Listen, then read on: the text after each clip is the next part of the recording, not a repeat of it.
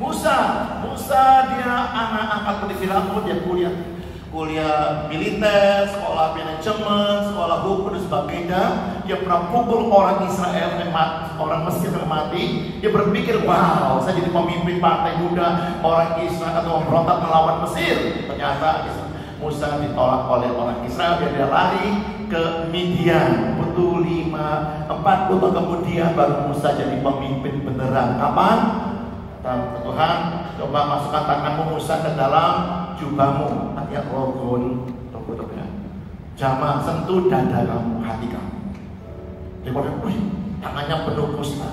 Pemimpin yang punya kusta tidak boleh masuk bait Allah, tidak boleh memimpin orang Israel, tidak boleh bertugas. Apa kusta artinya? Kalau orang kena kusta, Bapak Ibu, dia kehilangan kepekaan, tidak tahu suhu dingin atau panas. Dia bisa merasakan sakit, diinjek, dicubit, tidak berasa lagi. Bahkan jalan lepas pun tidak berasa sakit. Dia kehilangan kepekaan. Kamu Musa tidak bisa memimpin bangsa Israel kalau kamu tidak punya hati. Belas kasihan akan bangsaku Israel. Dia butuh 40 tahun diperlengkapi. Dia menjadi orang yang paling lembut hatinya, paling lembut hatinya. Daud, 1 Samuel 16, Nabi Samuel pemimpin besar Israel, melebihi raja sekalipun dia melantik Daud yang masih umur lebih 15-17 tahun di rumah Isai di Bethlehem, diurapin, tuangin minyak. Hari ini Daud menjadi raja Israel, dan saya yakin malam itu bapak Isai, papanya Daud, bikin piston and it's stone. Habis biden eaten ya, bikin syukuran anak saya jadi raja. Apakah Daud besok lagi jadi raja? Tidak, Bapak Ibu. Dia belum alumni Padang Gurun. Pemimpin yang hebat itu orang yang bisa tahan dihutang orang, difitnah macam-macam, merasa ditinggalkan. Tapi Daud pernah pura-pura gila.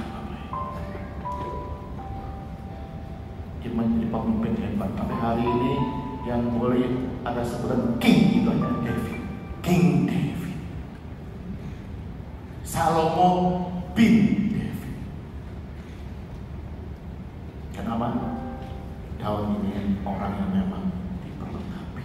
Ada periode diperlengkapi. Amin. Bapak Ibu suka diperlengkapi? Ada yang belum diperlengkapi, saya doakan supaya Bapak Ibu banyak masalah. Bapak kan merasa sendirian, ditekan, dipencet. Luar biasa Bapak Ibu. Yosua, memimpin Israel berperang bersama bangsa Amalek. Dia menang luar biasa. Apakah Yosua hebat? Belum Yosua. Kamu perlu 40 tahun. Baru Yosua itu pemimpinnya. Lebih gampang mana Bapak Ibu? Jadi Musa atau jadi Yosua? Kalau Anda jadi Musa, Anda memimpin orang Israel kabur dari masalah, keluar dari Mesir. Lebih gampang membawa orang kabur dari masalah atau membawa orang, mengajak orang berperang sepuluh raja di Kanaan? Itu Yosua. Lebih berat Yosua Bapak Ibu. Anak-anak kita hari-hari ini tantangannya jauh lebih mengerikan dari zaman kita ini. Betul? Pilihannya makin banyak. Makin banyak liberalisme melanda anak-anak kita sebagai atas nama kebebasan sebagainya. Oke, sampai saat ini Bapak Ibu saya paham apa saya? Saksi apa tuh Martus? Saksi bahasa kamu sekarang adalah unboxing. Anak saya cewek Aurel, itu tiap hari dikirimin oleh orang-orang baju lah, sandal, sepatu, kosmetik macam-macam ya, untuk di unboxing, di endorse. So dia mesti syuting. Oh ini kainnya halus, kulit saya pakai CCTV ini aman bagi kulit saya. Oh ini anunya bagus sekali, rambutnya segar. Dia menyaksikan sehingga dia memberi pengaruh pada orang lain sehingga tertarik menggunakan produk yang dia saksikan. Kita adalah produk warga kerajaan surga. Jadi Tuhan ingin kita jangan buru-buru meninggal ya Bapak Ibu ya. Itu sebelahmu, kamu jangan buru-buru meninggal. Tuhan masih mau pakai kamu supaya orang waktu melihat kamu, dia pengen kenal sama Kristus. Amin.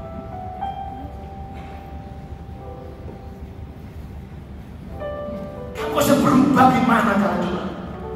Saya kenal kamu dulu seperti ini. Kok berubah? Oh, saya mengalami dunamis. Setelah 18 tahun saya keluar dari Surabaya, saya pulang ke Surabaya, saya mau segera punya rumah yang siap jadi. Maka saya ke tempat pameran perumahan dan saya mau beli rumah contoh di sana.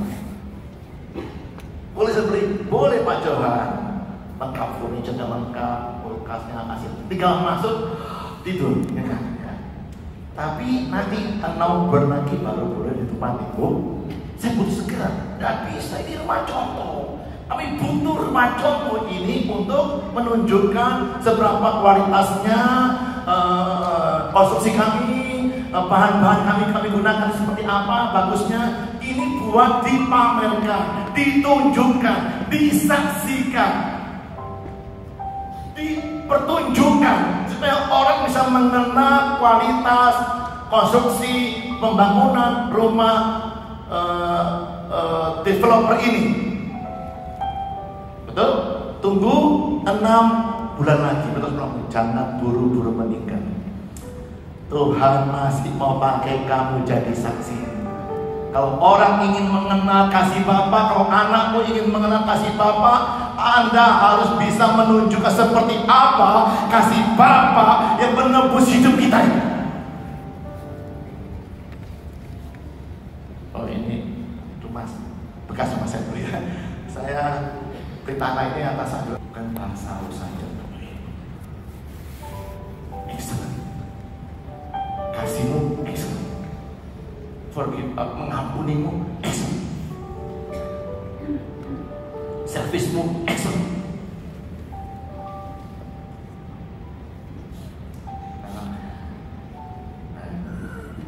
Ini pasti bukan koko saja.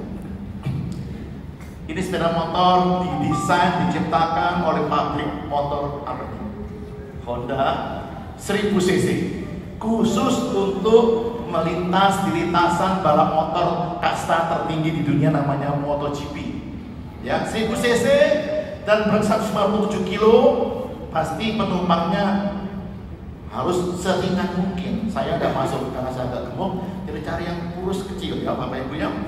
Dan harganya 35 sampai 70 miliar. Rossi punya sepeda motor harganya 60 miliar rupiah.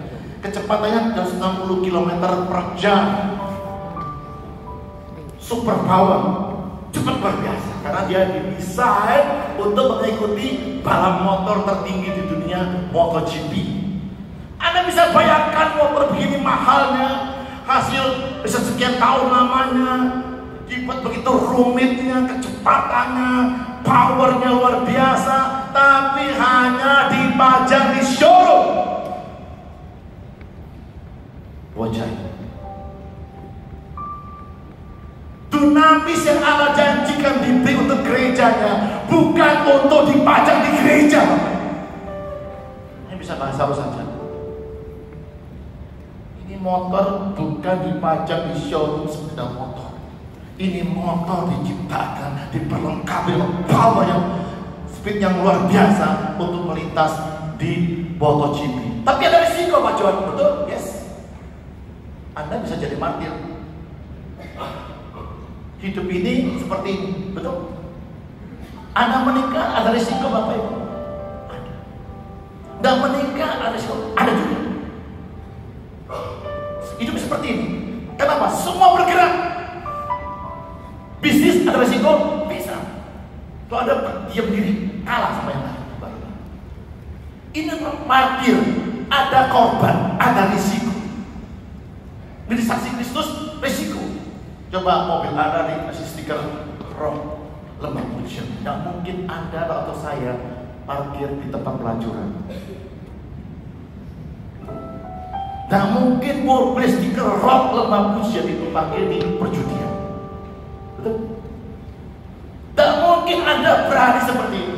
Ada risiko, ada pengorbanan. Ngerti, bahkan nyawa sekalipun kita korbankan. Bukan untuk dipajang di gereja. Dan khotbah pagi ini agak agak membumi ya. Kita perlu dilengkapi dengan apa? Mazmur, Daud menggembalakan Israel dengan integritinya, ketulusan hatinya, spiritual quotient, dan menuntun mereka dengan skillful hands dan kecakapan tangannya. Jadi kita perlu dua-duanya. Kita perlu diperlengkapi secara spiritual, skill dan juga skillful hands-nya, kecakapan, keterampilan kita. Bagi kita untuk skill kinerja yang baik itu bisa dilatih, betul?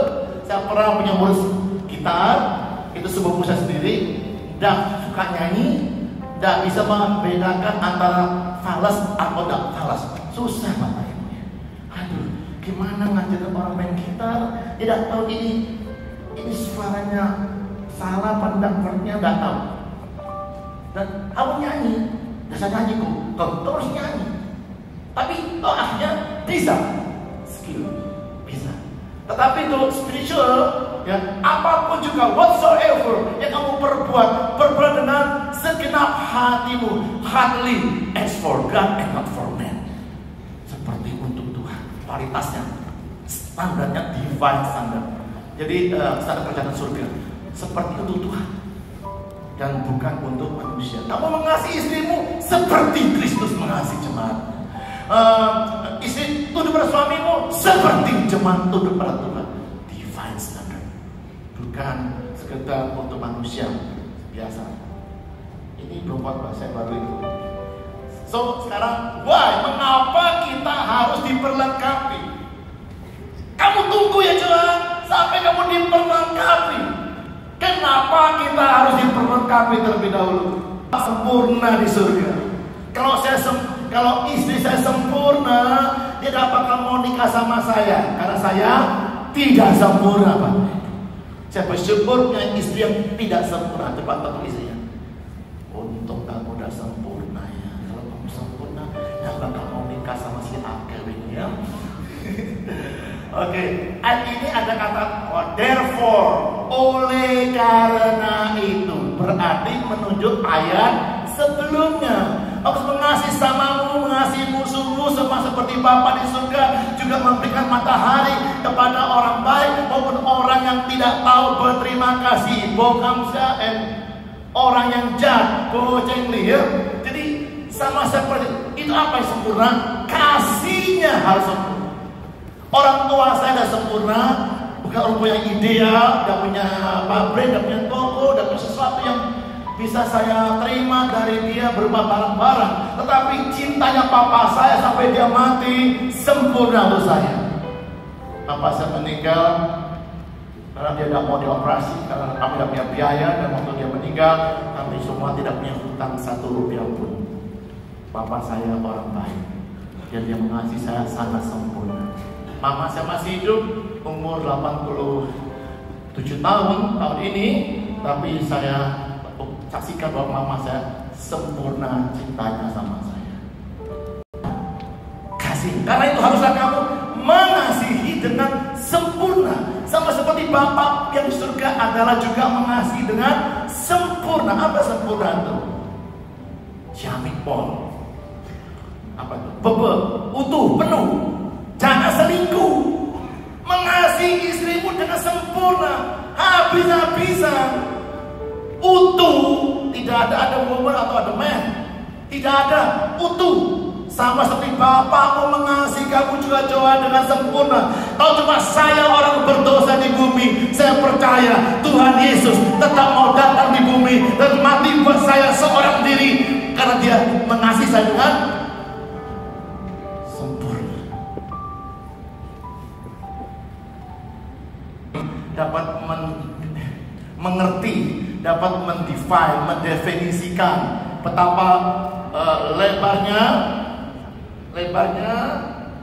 dan panjangnya dan tingginya dan dalamnya kasih Kristus. Anda bisa lihat benda ini? Anda bisa lihat benda ini? Kenapa? Karena dia 3 dimensi. Ada dimensi lebar, ada panjang, ada tinggi, betul? Kalau 1 dimensi tidak bisa lihat, 2 tidak bisa lihat, harus 3 dimensi baru Anda bisa melihat. So, kasih itu harus bisa dilihat, Bapak. Bukan didengar. Anda boleh ngomong, wah ini pulau terus panjenengan atau sarangnya, I love you 50 kali sehari.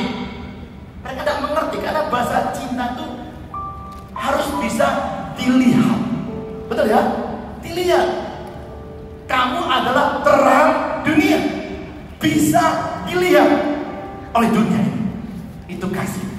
Tetapi agape tidak hanya 3 dimensi, tapi dia 4 dimensi. Dan keempat namanya dalam. Betapa dalamnya kasih Tuhan, kasihmu kepada orang lain. Ambil contoh boleh? Saya minta tolong. Ya seperti ini. Ini Anda bisa melihat kasih saya pada Pak Jimmy. Mari Pak Jimmy silakan. Terima kasih Pak Beto. Thank you. Anda bisa lihat. Saya kasih Pak Jimmy, saya kasih air minum, bisa lihat? Bisa? Tapi agape tidak sekedar 3 dimensi Pak Jimmy. Ada dimensi yang keempat.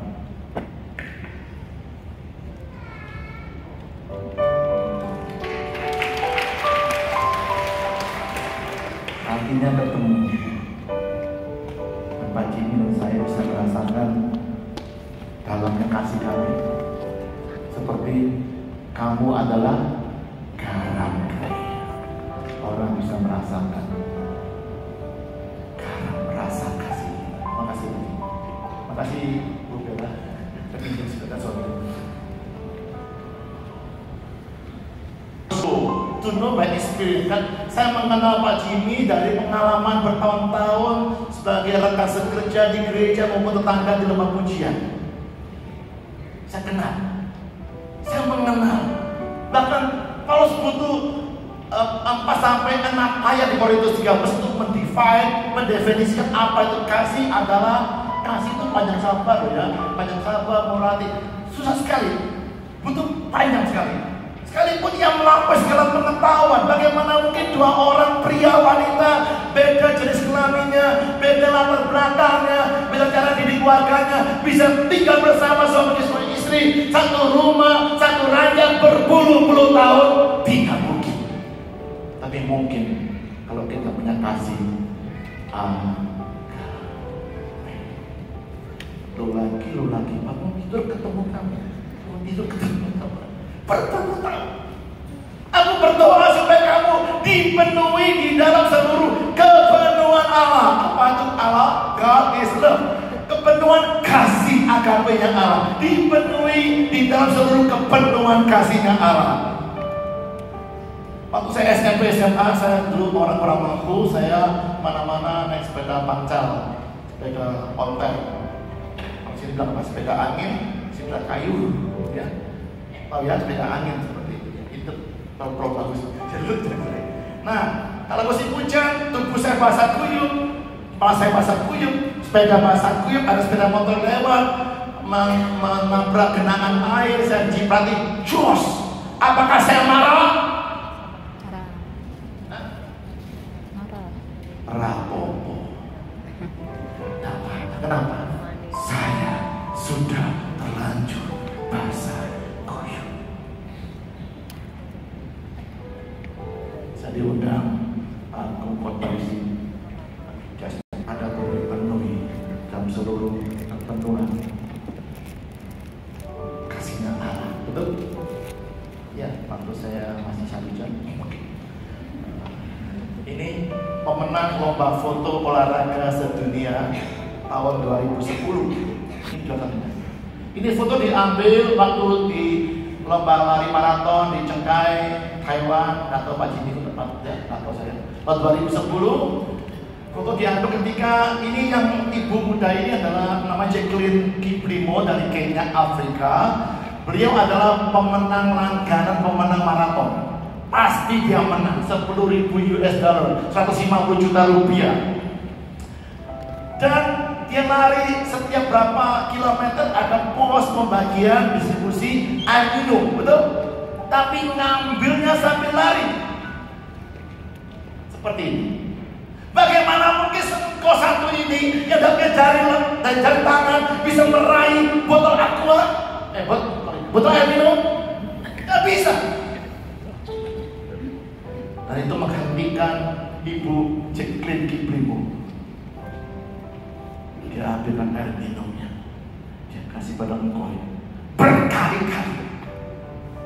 Akhirnya seperti berita bahwa akhirnya ibu Jacqueline tidak memenangkan maraton dan dapat hadiah 150 juta rupiah rekornya. Diwawancari oleh wartawan, ibu dan nyesel dan dapat hadiah 150 juta rupiah. Cuma menarik berapa lama ada 150 juta. Oh tidak, tidak. Saya mendapatkan kebahagiaan melebihi 150 juta rupiah. Berapa harga istrimu? Ayo kamu. Berapa harga suamimu? Berapa harga anak-anakmu? Berapa harga orang tuamu?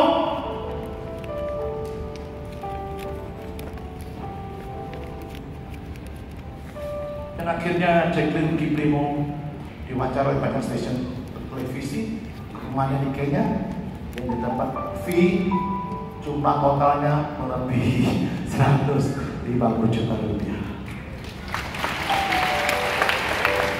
Coba saja kalau Jacqueline Kiplimo jemaatnya GBI Rock Lembah Pujian. Kita perlu berbesar pacinya gedung kita untuk 2 juta orang Bali ibadah di sini.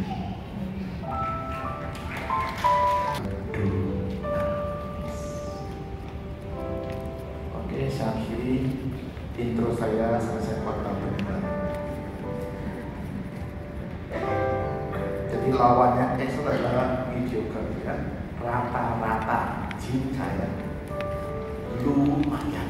Apa artinya excellent? Kali saya bawa jam sendiri ke Surabaya. Sambil akan cepatnya. Yang pertama artinya on target, tepat sasaran. Kata Kejadian 6, lalu Nuh melakukan semuanya itu, pekerjaannya, rancangannya, pembuatan bahteranya, kerjanya tepat seperti yang Tuhan perintahkan. Apa akibatnya? Nuh mendapatkan favor of God, perkenanan Tuhan. Anda tahu artinya favor? Anugerah. Tidak mungkin jadi mungkin. Dari yang tidak layak jadi layak. Apa jadi Tuhan? Apa kata Tuhan? Adalah well done, tuntas, maksimal. Diberi 5 talenta, saya kerjakan dengan sungguh-sungguh, menghasilkan 5 talenta lagi. So, maksimal, ya, sempurna. Apa kata Tuhan? Well done hambaku, excellent hambaku. Masuklah dalam kebahagiaan Tuhan. Anda mau buat Tuhan bahagia? Dan Anda mau hidup dalam kebahagiaan bersama Tuhan? Kerja maksimal. Peluk istrimu sesering mungkin, cium istrimu sesering mungkin, gendong sesering mungkin, peluk orang tuamu sesering mungkin, excellent, kasih mereka sesering mungkin. Maka hidup akan bahagia.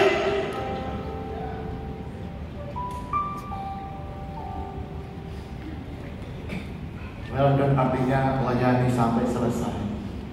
Baru kau boleh makan menu yang sama yang dimakan oleh Tuhan Raja. Kita menikmati berkat yang sama yang dimiliki oleh Tuhan. Berjalan di kamu sampai selesai. Yang pengecut berhenti tengah jalan, berhenti jalan sampai selesai. Layani istri, suami sampai. Artinya saudara, lebih dari yang diminta. Saya belum pernah belajar, coba ajar dari kita.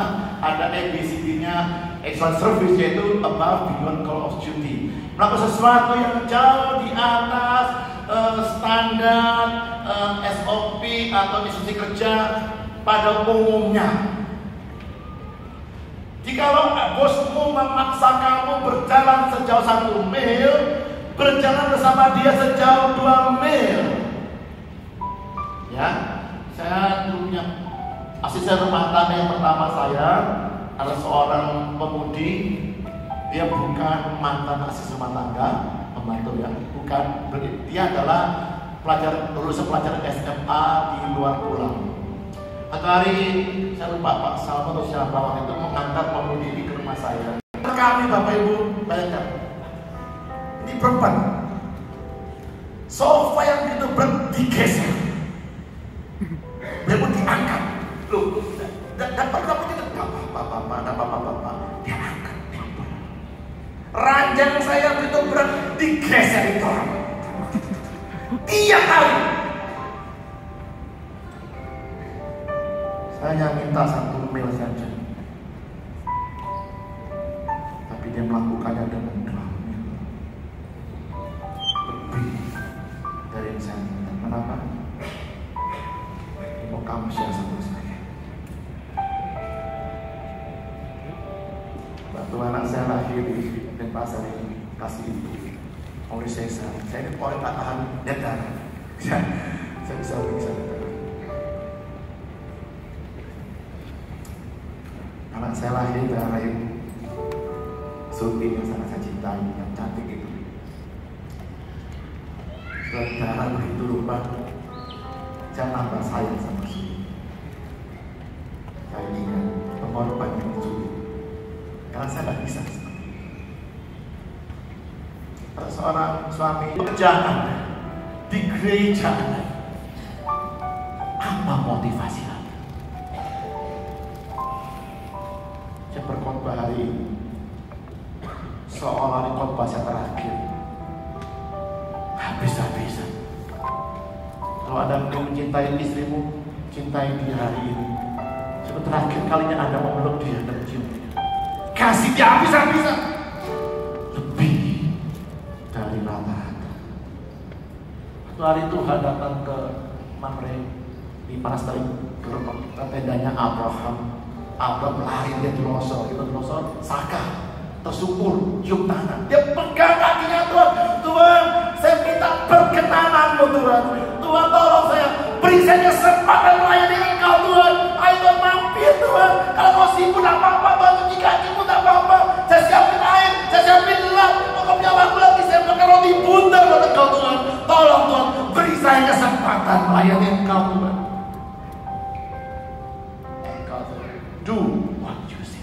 Lakukan apa yang kamu katakan, Abraham. Apakah Abraham siapin air saya ember? Yes. Apa siapin kain lap? Yes. Apakah jadi roti bundar? Yes. Tetapi tidak sampai di situ. Abraham kejar lembu tambunnya. Dia sembelih, dia masak sesuatu, kemudian dia hidangkan daging, butter, mentega, dan susu. Jadi imbuannya, bonusnya jauh lebih mahal, jauh lebih banyak dari yang Abraham janjikan kepada Tuhan. Kalau mama saya telepon saya, Johan, kamu bisa besok ke rumah mama? Bisa. Loh, mama belum bilang jam berapa, kok bilang bisa? Bisa. Ya kalau kamu besok pagi sibuk, datang sore pun tidak apa-apa, Johan. Bapak Ibu saya kasih, apakah saya datang besok jam berapa? Ayo, saya datang besok pagi, siang atau sore? Kau tahu? Saya sayang mama saya. Datang pagi-pagi. Loh, kamu kok tahu hatinya mama? Ada setrumnya ya kita ini. Mama saya senang sekali. Apa? Di mana? Sarah. Oh, ada di tenda. Beritahu dia tahun depan dia punya anak laki-laki. 25 tahun Abraham dijanjiin. 25 tahun Abraham berdoa untuk anak laki-lakinya. 25 tahun di masa yang sangat lama membuat Abraham pernah berpikir lain. Dan begitu dia melayani Tuhan sampai tuntas, bahkan lebih dari yang diminta oleh Tuhan, Abraham dapat apa yang dia doakan. Apakah ada doa Bapak Ibu sekalian yang sudah lama Anda doakan yang belum Tuhan jawab? Gunakan waktu-waktu ini, hari-hari ini untuk melayani Tuhan. Keluargamu setia dengan suami atau istrimu, orang tuamu, anak-anakmu, melakukan lebih dari yang kewajiban kita. Terakhir,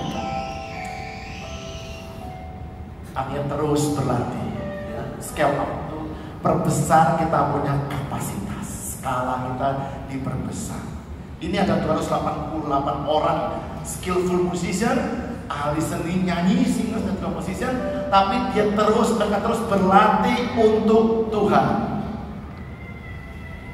Karena kita tidak tahu, satu hari tiba-tiba Tuhan bisa skala up, bisa kita diberikan panggung yang lebih besar, kesempatan yang lebih besar daripada yang kita gaduhkan sebelumnya. Contohnya adalah Daud berkecapi selama bertahun-tahun di depan 2-3 ekor domba. Dia bayangkan tidak ada yang melihat dia, tidak ada stasiun televisi yang mensyuting Daud dan kecapi di depan 2-3 ekor domba. Tidak ada yang TikTok, ada Twitter, tidak ada apapun yang bisa memviralkan King David ini. Tidak ada. Tanpa Daud ketahui, ada seorang stafnya Raja Saul. Raja Saul, saya ingat ada anak Isai yang pandai mengecapi. Terakhir ya, teman saya dulu waktu kita nggak tahu bagaimana hasil nanti. Apa yang sudah setia lakukan? Ariel pernah selama minggu ya. Nah, di depan berapa adik-adik kamu? Berapa puluh orang kita? Berapa puluh orang saya? Nah ini Ariel bisa bermain di depan ribuan orang. Who knows? Tidak ada yang tahu. Jauh tiba-tiba dibawa panggung lebih besar di depan ratusan ribu tentara dan melawan jenderal besar Goliat. Tuhan akan memberi Anda kesempatan yang besar. Jadi jangan remehkan. Selagi ada kesempatan, do your best. Lakukan secara excellent, sebaik-baik. Seolah itu terakhir Anda lakukannya dalam hidup Anda. Kasih